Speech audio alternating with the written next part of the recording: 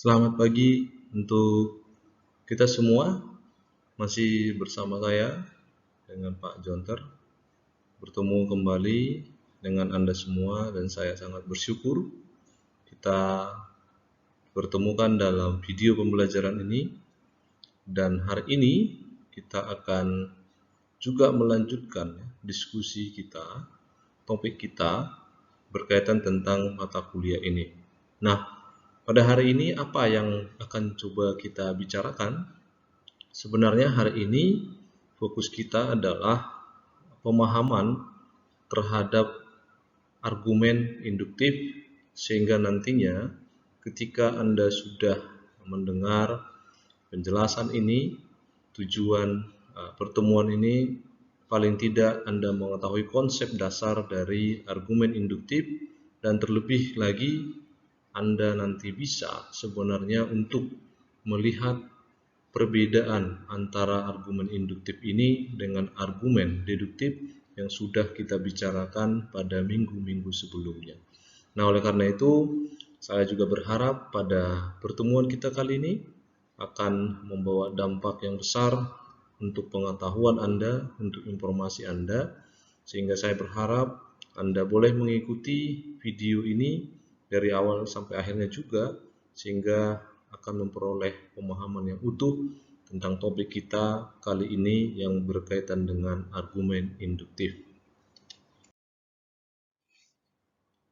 Nah, kita akan coba lihat sebenarnya apa itu argumen induktif, atau kalau ingin kita lihat kembali sebenarnya nanti bagaimana bentuk argumen induktif itu, serta bagaimana sebenarnya cara-cara kita atau kiat-kiat kita untuk melihat bahwa argumen yang disampaikan oleh orang lain kepada kita itu merupakan argumen induktif.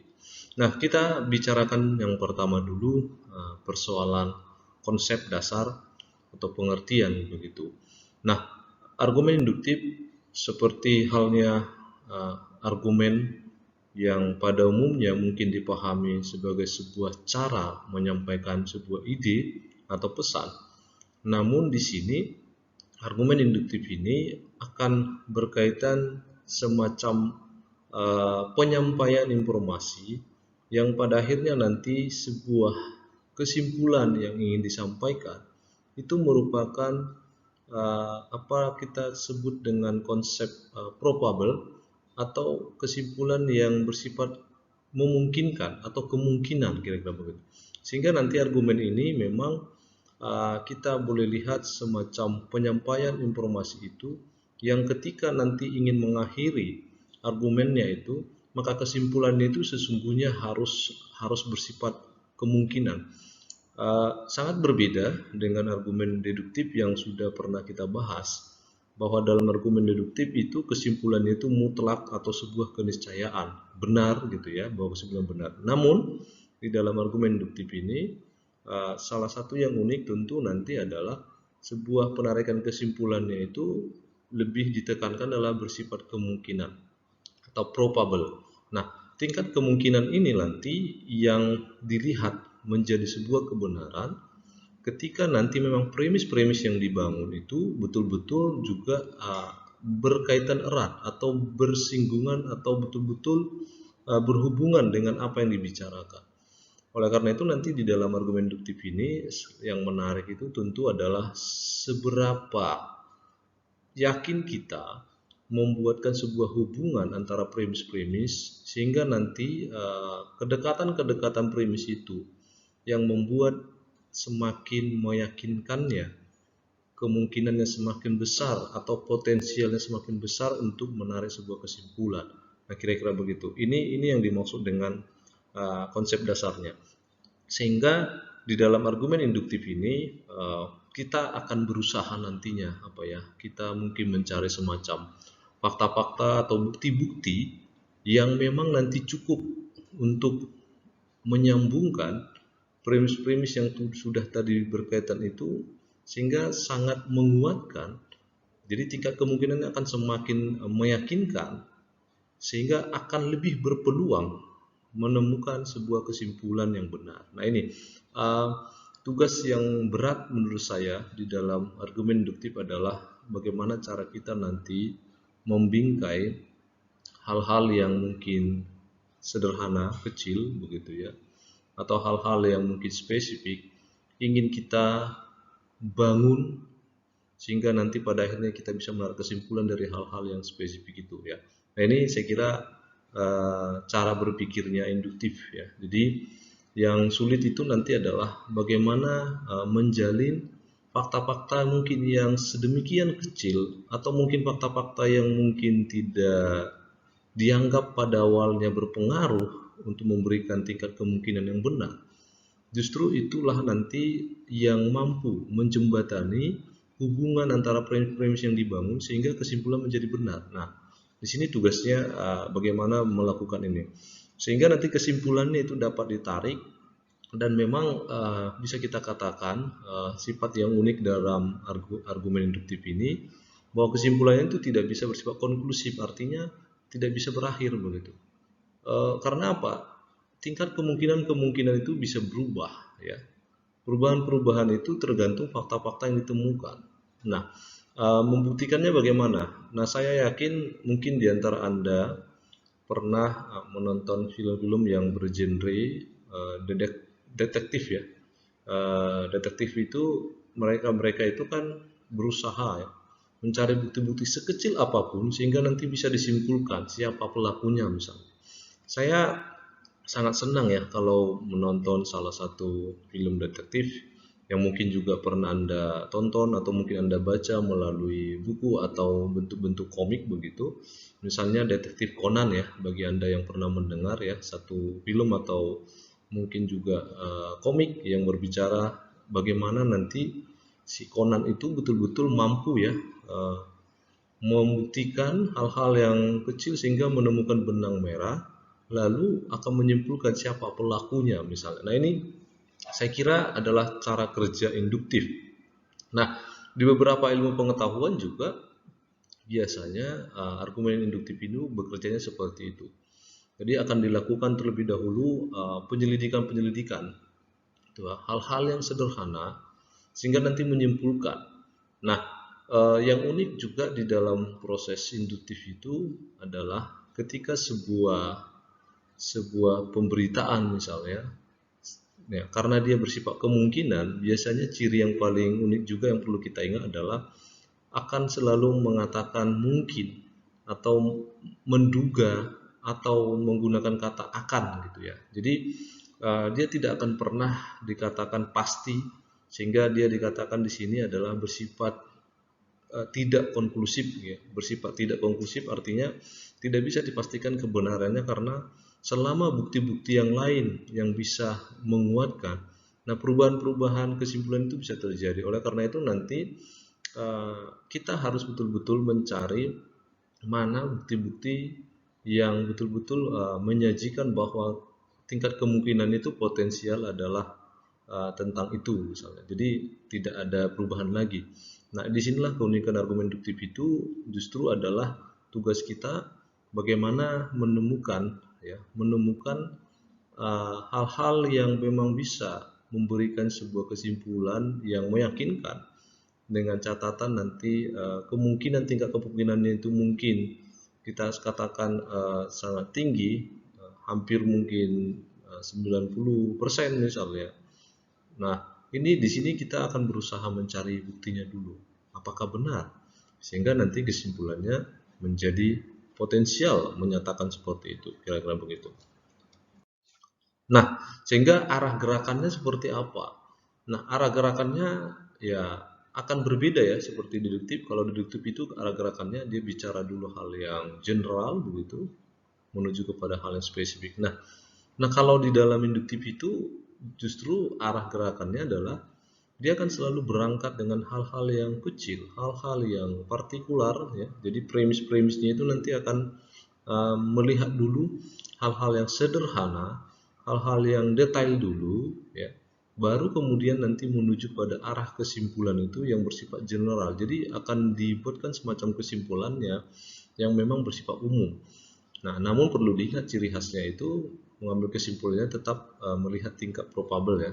melihat tingkat kemungkinan, sehingga nanti kemungkinannya itu betul-betul potensial meyakinkan seperti atau tidak. Nah, disinilah arahnya ya, arah gerakan argumen induktif yang bisa nanti kita lihat dan bahkan bisa kita terapkan ketika kita mungkin memiliki semacam peristiwa atau kasus atau orang-orang tertentu mencoba menyampaikan argumen kepada kita, kita menyelidiki dulu setiap premis-premis yang disampaikan sehingga kita menjadi paham tentang yang disampaikan itu dan kita bisa memutuskan bahwa kita boleh yakin atau tidak yakin karena memang tingkat kemungkinannya sangat mustahil misalnya atau tingkat kemungkinannya sangat berterima dengan akal sehat kita, kira-kira begitu. Nah, oleh karena itu juga bisa kita katakan bahwa di dalam argumen induktif ini, maka sesungguhnya adalah yang perlu kita tingkatkan itu bagaimana sebenarnya premis itu betul-betul mendukung ya, mendukung kesimpulan dengan kadar apa? Dengan tingkat probabilitas yang tinggi sebenarnya. Dalam arti kata tinggi ini bisa saya katakan adalah setidak-tidaknya itu dalam nalar kita itu ya berterima bahwa memang potensial kemungkinannya itu terjadi seperti itu, kira-kira begitu. Jadi usahakan nanti premis-premisnya itu akan betul-betul memiliki tingkat potensial yang memungkinkan nanti kesimpulan menjadi benar. Sehingga di sini tingkat kemungkinan atau probabilitas itu adalah dependen, selalu terikat gitu ya. Terikat dengan konteks yang digunakan, terikat dengan hal-hal yang dibicarakan. Jadi tidak bisa berdiri sendiri dan tidak bisa lepas. Ya. Nah, di sini artinya nanti bahwa kemungkinan-kemungkinan itu akan saling berkaitan, bersifat koherensi begitu ya, antara apa yang disampaikan di dalam premis-premis yang dibangun, sehingga dia harus terikat. Nah, kesimpulan itu bisa juga nanti kurang pasti dibandingkan premis-premis lainnya. Mengapa? Karena memang ketika kita menjalin premis-premis itu justru tidak berhubungan, sehingga nanti kesimpulannya bisa kurang pasti. Nah, makanya tadi saya mengatakan bahwa data-data sangat penting ya. Penemuan-penemuan bukti-bukti baru itu sangat penting untuk menguatkan kesimpulan, sehingga nanti kesimpulannya itu meyakinkan bahwa probable atau tingkat probabilitasnya itu sangat tinggi. Nah, lalu kemudian memang tidak bisa dijamin bahwa kesimpulannya itu benar. Mengapa tadi? Karena di dalam cirinya sendiri induktif itu kan dia selalu bersifat tidak konklusif, artinya bahwa kesimpulannya itu bisa berubah. Tidak ajak, artinya akan ada perubahan di kemudian kalau memang menemukan bukti-bukti baru begitu. Jadi caranya adalah nanti ya berusaha. Itulah ciri khasnya bahwa kita selalu mencari mana ya hubungan tingkat yang menyebabkan nanti misalnya sesuatu itu bisa terjadi seperti itu sehingga kita yakin kesimpulannya karena apa. Nah, kira-kira begitu. Nah, di sini memang dibutuhkan kejelian ya, menurut saya kejelian atau kecermatan melihat data-data atau fakta-fakta yang bersifat spesifik itu nanti bisa memberi sumbangsi besar ya, bisa memberi sumbangsi besar di dalam kesimpulan yang benar dengan tingkat probabilitas yang tinggi. Nah, ini tugasnya nanti untuk menemukan itu. Nah, ini salah satu contoh saja ya, salah satu contoh induktif atau argumen induktif atau kita sebut juga logika induktif yang mungkin contoh-contoh lain banyak sebenarnya yang mau kita lihat kalau Anda rajin menonton televisi, membaca berita-berita, contoh sederhana berita-berita kriminal, berita-berita korupsi.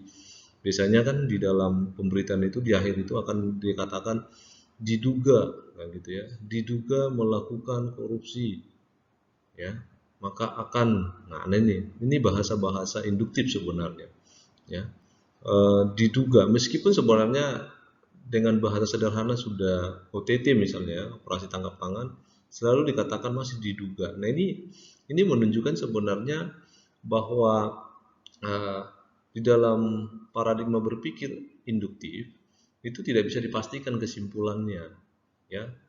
Oleh karena itu mereka akan mencari fakta-fakta dulu ya, mereka akan melakukan misalnya dalam ilmu hukum itu disebut ada penyidikan, ada penyelidikan, kemudian nanti ada juga bukti-bukti. Nah, bukti-bukti ini bisa dilihat dari bukti ahli misalnya, ada bukti-bukti dari penuntut, ada juga bukti-bukti persidangan macam-macam. Nah, lalu disimpulkan, ya. Nah, itu misalnya cara berpikir induktif. Nah, di sini ada satu contoh yang saya kira contoh ini juga tidak asing bagi kita karena mungkin setiap hari yang baca koran itu banyak sekali contoh-contoh yang berkaitan tentang model-model seperti ini. Nah, saya akan bacakan untuk Anda. Katanya di sana, semalam brankas Bank Mandiri cabang Depok dirampok. Kerugian ditaksir sekitar 1,5 miliar. Siapapun yang melakukan perampokan pasti mengetahui nomor kombinasi untuk membuka brankasnya karena tidak ditemukan jejak kekerasan di brankas yang dirampok. Ada 2 orang saja yang mengetahui nomor kombinasi itu, Saskia si manajer bank dan Giovanni, ya, teller kepercayaannya. Menurut pengakuan teman dekatnya, Giovanni membutuhkan uang cash dalam jumlah besar karena dia baru saja kalah taruhan bola.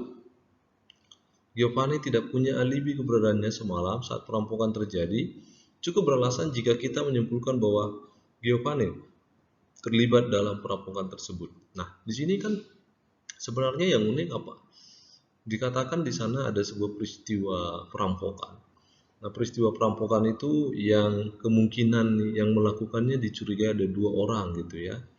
Apa yang kita sebut dengan nama Saskia, si manajer bank, dan Giovanni, ya, seorang teller di bank tersebut. Nah, kalau kita lihat-lihat, di sini sebenarnya sudah menggambarkan logika induktif. Mengapa? Karena ada semacam premis yang disampaikan bahwa Giovanni tidak punya alibi keberadaannya. Jadi waktu ditanya-tanya misalnya ya, misalnya waktu Pak polisinya nanya-nanya, kamu di mana saat perampokan? Dia tidak bisa jawab dan tidak memberikan alasan. Dan kemudian premis yang meyakinkan apa? Hanya mereka berdua yang tahu nomor kombinasi. Ya, jadi brankas itu hanya mereka berdua, Saskia si manajer bank dan si Giovanni begitu. Nah, namun mungkin dalam cerita ini Saskia si manajer bank itu bisa memberikan alasan yang meyakinkan sehingga dia tidak diduga melakukan, dia tidak atau kurang berpotensi begitu ya melakukan perampokan. Namun Giovanni ketika mungkin dicari data-datanya, ya fakta-fakta, dia tidak punya alibi katanya. Nah, di sini kan jelas bahwa cara berpikirnya cukup beralasan. Ya, bahasanya kan cukup beralasan artinya tidak bisa dipastikan bahwa Giovanni lah pencurinya. Jangan-jangan ada orang lain di luar ini meskipun tidak tahu nomor kombinasinya, tapi namanya juga perampok, mungkin cerdas dengan kemampuan teknologi yang tinggi, macam-macam. Ada banyak hal kemungkinan yang lain selain pelakunya adalah Giovanni. Nah, oleh karena itulah di dalam penelusuran ini berpikir induktifnya, kesimpulannya suatu saat bisa bisa orang lain yang melakukan selain Giovanni begitu.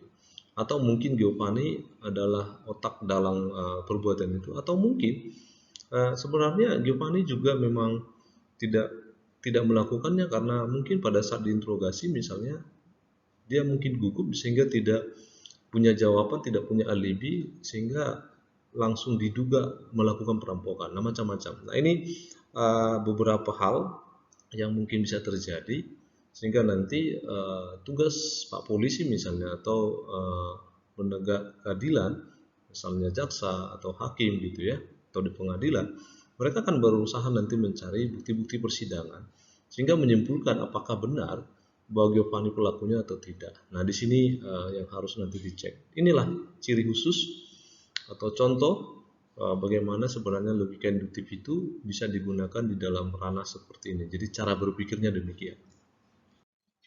Nah, oleh karena itu perlu diingat ya bahwa proses induktif itu yang perlu kita ingat adalah hanya mengklaim bahwa kebenaran premis memberikan peluang. Nah, ini ya, peluang bahwa konklusinya benar. Jadi di dalam induktif itu kita hanya sekadar mengklaim saja dengan premis-premis yang memang kita bangun itu berhubungan atau berkaitan sehingga nanti tingkat keterkaitannya itu menyebabkan tingkat kemungkinan semakin besar atau tingkat probabilitas semakin tinggi, maka kesimpulannya itu atau konklusinya menjadi semakin benar. Nah, di sini yang menjadi unik ya. Nah, sehingga standar kebenaran logika induktif jauh lebih terbatas dibanding logika deduktif ya. Jadi standarnya itu memang sangat ini ya, terbatas karena tidak ada yang pasti di sana. Justru kepastian itu adalah bagaimana cara kita menghubungkan setiap premis sehingga nanti konklusinya semakin benar dengan tingkat probabilitas itu. Nah, keberhasilan sebuah argumen induktif itu terjadi bila premis-premis yang disajikan memberikan bukti atau dukungan yang sah untuk kebenaran konklusinya. Nah ini, jadi di dalam peristiwa tadi kan kita tidak bisa memastikan bahwa Giovanni pelakunya gitu ya, atau yang lain dituduh melakukan. Nah, sekadar untuk memberikan seperti itu, mengklaim seperti itu bisa-bisa saja, asal dengan catatan memang ada nggak tingkat potensialnya dia melakukan itu. Makanya kita perlu mencari bukti-bukti. Jangan sampai nanti kita itu sekadar hanya jatuh-jatuhnya sih menurut saya menfitnah ya. Kita jatuh-jatuhnya mendiskreditkan seseorang atau melemparkan kesalahan pada orang lain sehingga seolah menutupi kesalahan kita. Enggak. Nah disinilah tugas kita nanti membangun sebuah argumen induktif itu harus betul-betul memperlihatkan bagaimana sebenarnya cara kita menghubungkan setiap premis dengan tingkat probabilitas yang tinggi sehingga kesimpulannya menjadi tepat. Nah, di sini tugas kita melakukannya, mengeceknya dan bahkan mengejar bukti-bukti itu sehingga kesimpulan itu semakin meyakinkan begitu. Nah, kita masuk pada jenis-jenis ya, karena berbicara induktif itu ada jenis-jenis khusus ya, ada bagian-bagian yang perlu kita ingat. Nah, jenis-jenis spesifik ini, induktif spesifik ini kita akan melihat satu persatu, dan dari jenis-jenis ini kita bisa mengenal bahwa ternyata induktif spesifik itu ada variasi-variasi cara penyampaiannya begitu. Nah, yang pertama ada analogi. Nah, analogi itu seperti apa? Nah, analogi itu sebenarnya sederhananya itu adalah semacam perumpamaan atau mungkin kita katakan pengandaian begitu ya. Mengandaikan ciri yang satu ada pada ciri yang lain karena memang mungkin sama-sama memiliki ciri tertentu ya. Sehingga argumen ini akan bergantung pada kesamaan antara dua hal atau dua keadaan. Jadi dua hal ini bisa ciri atau bisa dua kondisi begitu ya. Antara A dan B itu misalnya mereka itu memiliki semacam kondisi atau keadaan atau ciri-ciri yang sama. Jadi ada yang sama begitu. Sehingga penalaran analogis itu bisa kita katakan penalaran yang bergantung pada suatu perbandingan antara hal-hal. Jadi ada seolah dibandingkan. Nah, perbandingan yang dimaksud itu akan melihat ada yang sama begitu ya. Jika hal-hal itu cukup serupa, pada akhirnya biasanya baik gitu. Nah, tapi jika tidak cukup serupa, kesimpulannya mungkin tidak baik. Nah, itu dia. Jadi di dalam argumen induktif spesifik khususnya analogi, bagaimana cara kita nanti menemukan ciri-ciri yang sama pada dua benda atau kondisi-kondisi yang sama pada dua benda atau objek tertentu gitu ya, sehingga kita bisa nanti menarik kesimpulan semakin benar juga gitu kira-kira. Nah, struktur sederhana kira-kira seperti ini ya, supaya mempermudah memahami bagaimana bentuk analogi itu. Misalnya benda A memiliki sifat, jadi katakanlah benda A itu memiliki sifat A, B, C, dan Z gitu ya. Benda A itu memiliki sifat A, B, C, dan Z. Kemudian ada benda B juga. Benda B itu memiliki sifat A, B, C. Nah, kalau kita lihat yang unik di sini adalah antara A dan B itu saya kira ada sifat-sifat yang semakin banyak sama gitu ya, yaitu sama-sama memiliki sifat A, B, dan C. Ya. Jadi bisa kita simpulkan apa? Jadi benda B mungkin juga memiliki sifat Z. Jadi karena apa? Karena tingkat probabilitasnya kan tinggi ya. Kalau di sini ada 3, di sini 3, di sana 1 karena Z-nya tidak ada. Nah, bisa kita katakan karena apa? Unsur yang sama itu sudah semakin banyak. Jadi kita katakan jadi benda B mungkin juga memiliki sifat Z. Nah, tugasnya dalam membuat analogi adalah bagaimana kita semakin banyak menemukan ciri-ciri yang sama, maka tingkat kemungkinan kesimpulan itu akan semakin benar. Tapi tentu diingat ya, di dalam analogi karena ini sifatnya karakteristiknya probabilitas, kita harus mengatakan mungkin awalnya ya. Kalau tidak mungkin, kita tidak menggunakan kata itu, maka ini bisa dikatakan keliru. Karena apa? Sifat karakteristik sebuah argumen induktif itu adalah probabilitas atau kemungkinan. Ya. Nah, namun jika sifat A, B, dan C terkait erat dengan Z, artinya relevan untuk Z, argumen itu biasanya sangat kuat. Nah itu ya, misalnya Z itu sangat kuat ya, nyambung dengan hal-hal yang dikatakan di sana. Jika sifat A, B, dan C tidak begitu terkait, artinya tidak relevan, argumen itu biasanya lemah. Nah, contoh sederhana, katakanlah A itu misalnya nama orang ya, nama orang, misalnya Jonter itu katakan nanti baik, pintar, berbagi, dan taat, ya misalnya begitu ya, baik, pintar, ya, berbagi dan taat misalnya. Lalu kemudian ada nama B misalnya, nama B itu katakan Roni. Roni itu juga baik, ya, pintar, berbagi. Nah, taatnya tidak ada misalnya. Jadi bisa nggak kita katakan bahwa Roni juga adalah taat? Bisa. Karena apa? Ciri-cirinya antara Jonter dengan Roni itu hampir sama dan kebanyakan yang sama.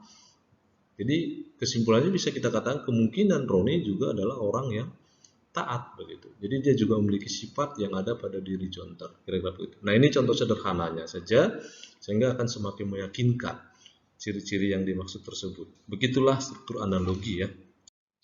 Nah contohnya seperti apa? Nah di sini ada contoh ya. Saya ingin membeli mobil baru. Saya tentu akan berbicara dengan teman-teman yang belum lama membeli mobil baru. Memperhatikan pengalaman mereka dalam hal tipe, modelnya, dan dialernya misalnya. Jika teman saya belum lama membeli Brio pada dialer Mirza dan mereka semua merasa puas, saya tentu akan mengambil kesimpulan secara analogis bahwa jika saya membeli Brio pada Mirza, saya juga akan puas. Nah begini, ya dalam contoh ini juga terlihat bagaimana ciri-ciri yang disampaikan. Bahwa ada 3 orang misalnya membeli mobil, jadi dilihatnya dari tipenya, dari modelnya, dari dialernya, dan ketiga orang itu merasa puas. Nah, dia menganalogikan bahwa ketika dia juga membeli mobil yang sama di tempat yang sama, ya, dengan jenis mobil yang sama, ya, di dialer Mirza, maka dia juga kemungkinan akan mendapatkan sebuah tingkat kepuasan seperti teman-temannya karena 3:1 kan gitu ya. Jadi di sini juga dia sedang menganalogikan sebenarnya bagaimana bisa dia mungkin puas kalau membeli. Nah, kalau kita mau membuktikan apakah iya, kan belum tentu ya.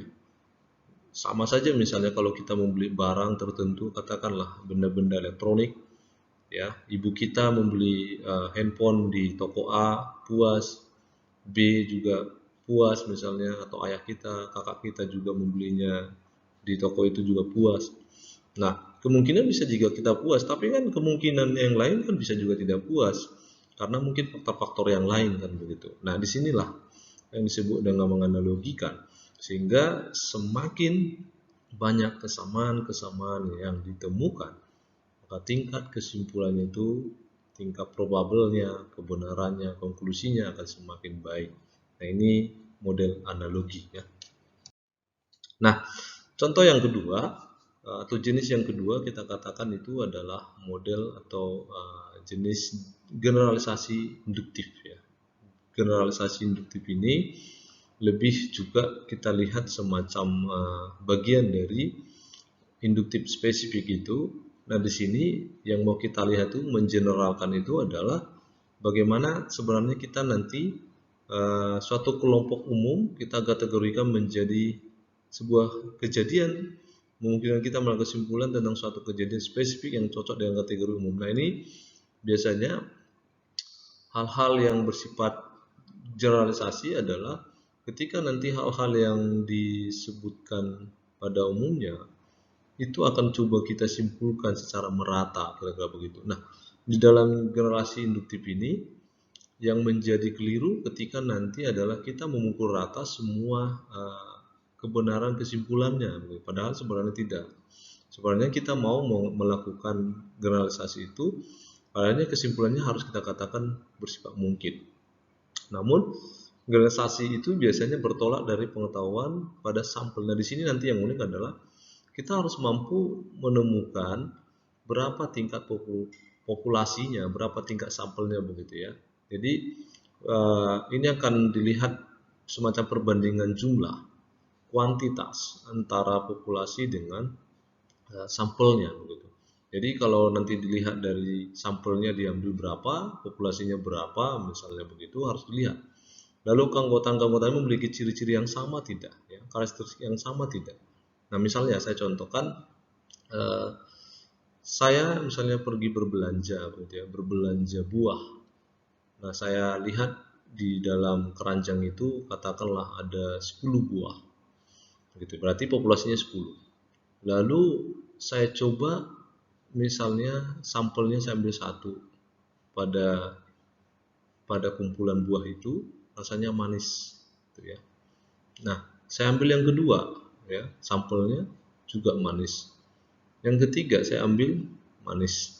Nah jadi cara mengeneralkan berarti saya bisa menyimpulkan bahwa seluruh buah yang ada di dalam kumpulan itu atau di dalam wadah itu rasanya manis. Nah pada saat seperti ini sebenarnya saya sedang memukul rata, kesimpulannya bahwa kondisi yang saya ambil pada sampel 1, 2, dan 3 seolah-olah pada sampel misalnya 4, 5, 6, 7, 8, 9, 10 akan seperti, padahal kalau mau kita buktikan kan belum tentu. Nah, di sini uniknya generalisis induktif itu adalah melihat seberapa proporsional antara jumlah sampel dengan jumlah populasi yang kita ambil. Lalu apakah karakteristik yang melekat pada dirinya itu semakin sama, kira-kira begitu. Nah di sini tugas kita adalah menemukan generalisis induktif. Nah ini ada contoh ya. Contoh, katakanlah Sumini, seorang alumni UI ya, dapat menyelesaikan tugasnya dengan baik. Oleh sebab itu, Tata seorang alumni UI tentu mungkin dapat menyelesaikan tugasnya dengan baik ya. Di sana kata mungkin. Nah, semakin banyak sampelnya yang diambil dalam populasi akan semakin bisa. Misalnya ini kan UI ya, Universitas Indonesia misalnya ada alumninya, katakanlah alumninya mungkin sekali menjadi alumni mungkin 100 orang misalnya. Nah, alumni di sini kebetulan namanya Sumini dan ada Tata. Nah, kalau mau kita pikir-pikir kan sebenarnya kurang proporsional ya. Dari 100 hanya 2 orang dikatakan mampu menyelesaikan tugasnya dengan baik.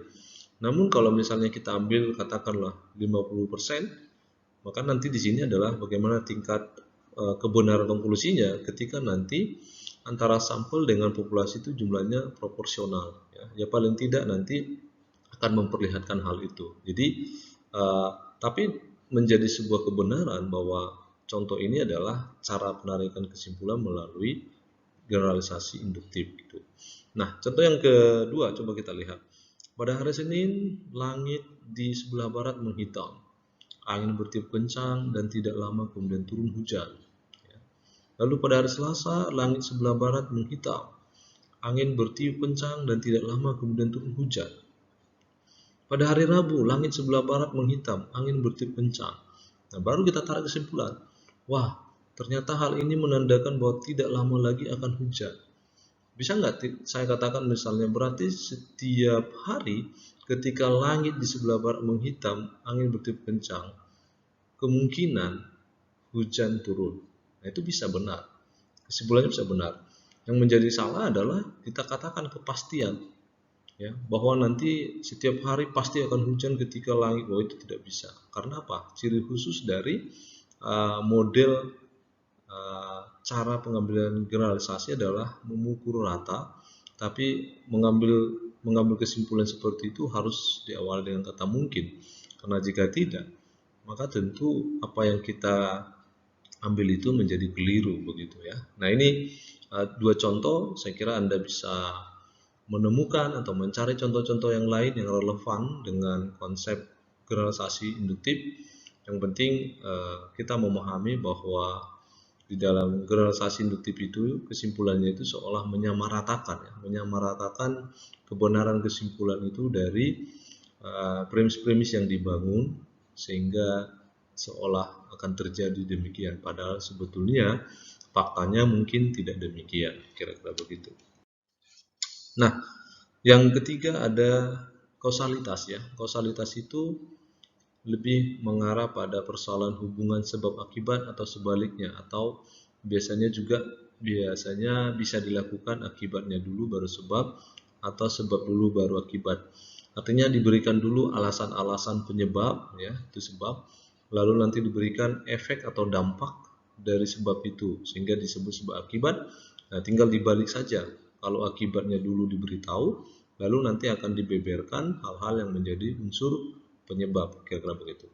Nah, sehingga nanti di dalam kausalitas ini, penalaran deduktif yang ini sebenarnya lazim disebut dengan hubungan kausalitas, karena memang memperlihatkan apakah sesuatu itu betul-betul memiliki unsur penyebab dengan akibatnya, seperti itu ya.